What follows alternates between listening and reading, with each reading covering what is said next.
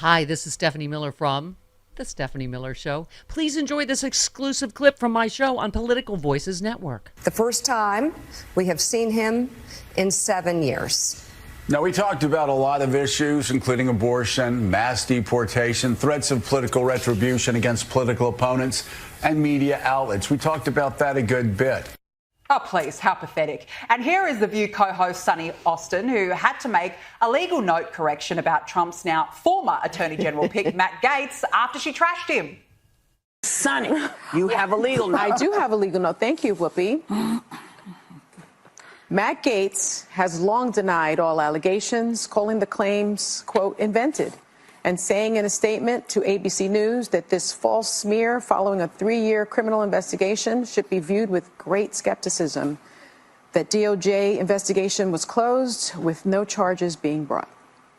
We'll be right back. Oh, was that a hostage video or was it actually The View? Yes, it was The View indeed. I mean, how pathetic are they, seriously? They're not coping proof. No, they're not. They're losing it. They're losing their minds. She sounded so sincere, didn't she? Very sincere. Virtually choke on her words. It just feels like everywhere you look, everyone is just bowing down before Trump, getting on his good side before he even gets into office. Yeah. I mean, and that's why I appreciate, can I just say, I want to see you be brave. Right, Jody? Yes. Okay. Oh, yeah, we should have stuck with that theme There you go. See?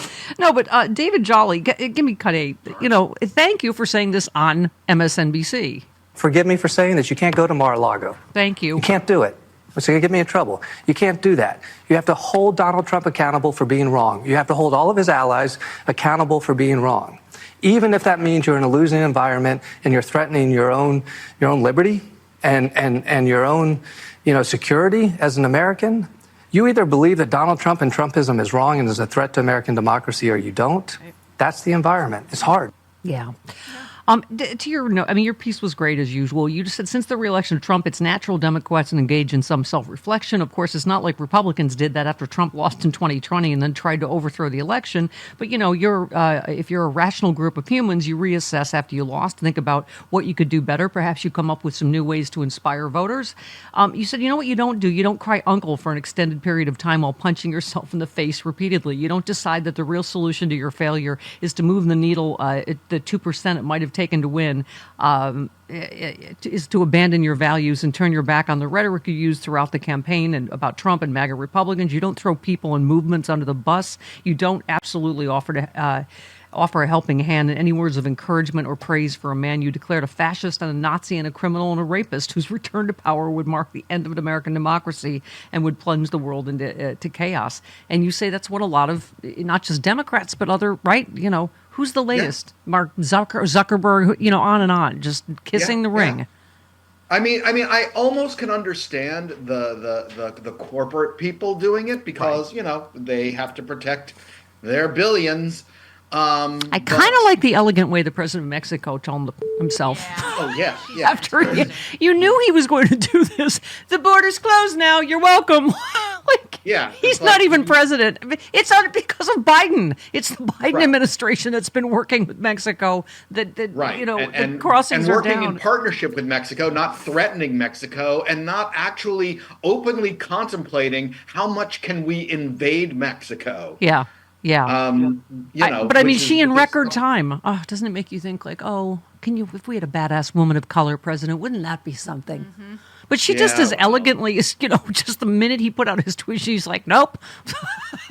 It's not what we said. I mean, literally, I said this, but this is in record time. He's taking credit now before he's even president for something that was already happening under the Biden administration, right? Oh, yeah, because, his warm orange glow is making it all better.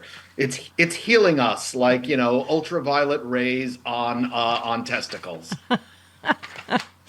Yeah, Covey tweeted, Trump, Mexican president has agreed to effectively close the border. Mexican president, we reiterate that Mexico's position is not to close the border, but to build bridges between governments and between peoples. Trump, Mexican president, what's her name? Claudia Sheinbaum, says Mexico will retaliate if Trump follows through with his proposed tariffs, a move her government warns could kill 400,000 U.S. jobs and drive up prices for U.S. consumers. So good for her. And by the way, can we just say the phrase "close the border" is so dead wrong? I mean, if you close the border to another country, sorry, you're not having that Cozumel honeymoon that you planned. Right. That's what it means to close the border. Nobody can travel either way. So to keep saying that is that in itself is a lie. Yeah, yeah. And thank you, by the way. You just said Bernie Sanders has been extra odious, saying the election results were because Democrats abandoned working class people. Then you added, first, as I said, he signed every bill that the Biden administration passed that helped working class and took credit for it, which he always shows up to take credit. And then he always shows up to beat up Democrats when things don't go well for a second, right? He said, then you add in Democrats like rank opportunists Seth Moulton and Tom Suozzi, blaming their party for refusing to condemn the extraordinarily rare occurrence of transgender girls playing in girls' sports in high school, with Suozzi saying the party was pandering to the far left. You just said what's really true. Trump won because people believed his falsehoods, not because he was telling any hard truths. You have to be willing to tell people who voted against you that they're wrong, not that you're wrong. Thank you, Rude. Great points. Yeah. And I'm with Chris that Biden needs to break stuff on his way out. That he needs to do all these things that he can and set things up and just try things. Try another executive order that gets rid of student debt. Try an executive order that offers amnesty to people who are here who applied for asylum. Just try it. See what happens. Punt. Yeah. By the way, Aaron Rupar said, if you're beginning a tweet with Elon Musk is right, which Bernie did, and Musk is literally part of the incoming administration and randomly threatening to prosecute Americans for opposing Trump, you'd be better off saying nothing at all. Yes, I'm talking about Bernie Sanders. I mean, let's not be helpful idiots to this fascist orange clown. Right? Yeah, and we see it again and again with them saying, well, this nominee is not quite as crazy as the others, so maybe I can support this one. Right. And it's like, no, just say you don't. Say this is a horrible administration putting horrible people in, and that we shouldn't be bothering with praising them or getting on the Trump train. Yeah, and by the way, as I keep saying, the disinformation isn't going to stop. It's going to be, the gaslighting will be just like this. Like, Trump closed the border. He's not even president yet. Right. See? Only he could fix it. No matter what happens, they're going to either blame Biden or he's going to take credit. So get ready. Yeah. And the same thing will happen when the tariffs tank the economy. It'll be like, oh, that's because of other countries not paying their tariffs, which of course is not the way it works. And now we need to punish them even more. And it's just, or he'll blame Democrats for not supporting him. He'll blame Democratic consumers for not buying enough goods. Yeah, I don't even know where to start. First of all, Elon Musk threatening private citizens is wow. But Marty tweeted, Elon Musk says the price of fentanyl will rise sharply due to Trump's tariffs on Canada, Mexico, and China. Hey, Elon, drug smugglers do not pay tariffs. Right.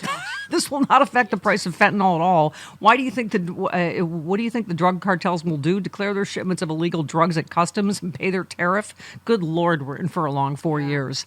I mean, right. And by the way, the price of fentanyl is going up because of all that the Biden administration is doing to stop it from coming into the country. And it's becoming harder and harder to find. And don't forget, Trump's going to do an ad about how bad fentanyl is for you, and that's going to solve the whole crisis right there. Right. Yeah. That's great.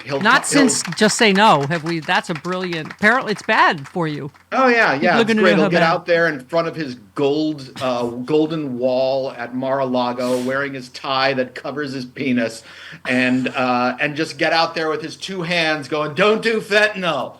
It's bad for you. It's ruined many lives." Dude, we can see the Adderall under your nose. Right, Aston Jr. rubs stuff on his gums next to him. Yeah. Why did no one report on that? He put his hand in his pocket and he rubbed something on his gums. Are you okay? All right.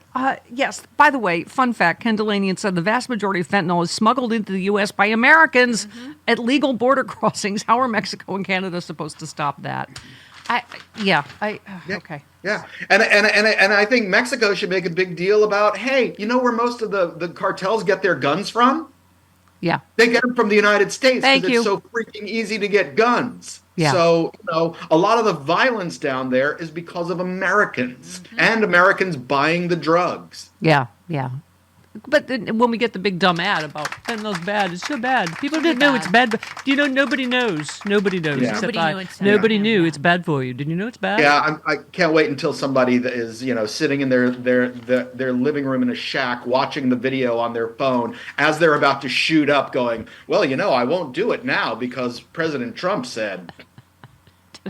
By the way, in defense of Donald Trump, it does not take much to cover his penis. So I'm just talking about how long the tie is, not how short the penis is. Okay, all right, good to know. Good to know. So he has to get over his belly. Right. Yes, there we go. Okay, yes, one last one. He's got Spanx on. He's got like 2 layers of Spanx on under there. Right. So according to Trump, the 25% tariff would not be implemented, or if implemented, will be removed once Mexico and Canada stop the flow of illegal immigrants and fentanyl into the U.S. Okay, this is going to be, first of all, this is going to be the stupidest election in our history, right? It's just, okay, I can't even. Oh, by the way, one last tweet. Gas at the corner, $2.90 a gallon, turkey 99 cents a pound. Thanks, Joe. We're going to miss you. Write down those prices. Yep. Yeah. And something I didn't put in that piece because I put all these things that Biden should do, and something maybe I'll go back and edit. Biden should also be out there arresting some people that are going into Trump's administration. They should be getting out there and when Elon Musk is making direct threats against people, arrest that MFer. And like Alexander Vindman should be suing the pants off of. Just Elon accused him Musk. of treason, and basically called for his execution. Stating that he works for an oligarch in Russia, and it's like that's a statement of fact that's totally untrue, and it is meant to damage Alexander Vindman. It's like, I don't even understand why we're pretending that Elon Musk and Vivek Ramaswamy have some kind of power, and they have no power. Just don't you feel like this whole thing is just a national security threat? Maybe Dark Brandon ought to use that immunity to just say, I agree. Use it. Yeah, never mind this election. If he's gonna break stuff, may as well break it all the way instead of showing up at the inauguration. Yeah. Oh, I went to the party for the end of democracy. All right. Well, that was sunny. Thanks. Oh, I'm sorry. Do you want me to go further into No. how Vlad and Donald have sex? No. We're entering the holiday season, Rude. Come on. Yeah, come on. His birthday is. Don't be it's Christmas. So you don't want me to make a peppermint stick reference? No. No. Goodbye. He has a birthday Your on candy Thursday. cane? Rude does. Oh, happy birthday, Rude. Your birthday's on Thursday. Happy My birthday. birthday's on Thursday. Yes. Aw. Happy birthday. Bye. I'm turning old. I'm here with the incredibly handsome Dr. David Silverman to talk about ASEA Renew that I am holding in my hand. This stuff is amazing. Revitalizing Redox gel. You hold up, you have you can it comes in drink form, and this is the gel form. I love, first of all, that supermodel Carol Alt will be promoting this. She's taken so many jobs from me, so I am so happy. Just to give some context, because I have to tell you that this is very unique. It's not a pharmaceutical, it's not a nutritional product. It's something that our cells make. It's called redox signaling molecules. But bottom line is, our cells make redox signaling molecules.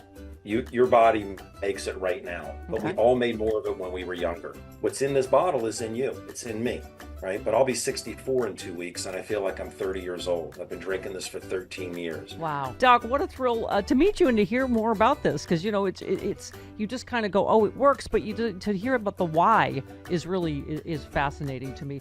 Dr. David Silverman, what a joy and a pleasure, and thank you so much.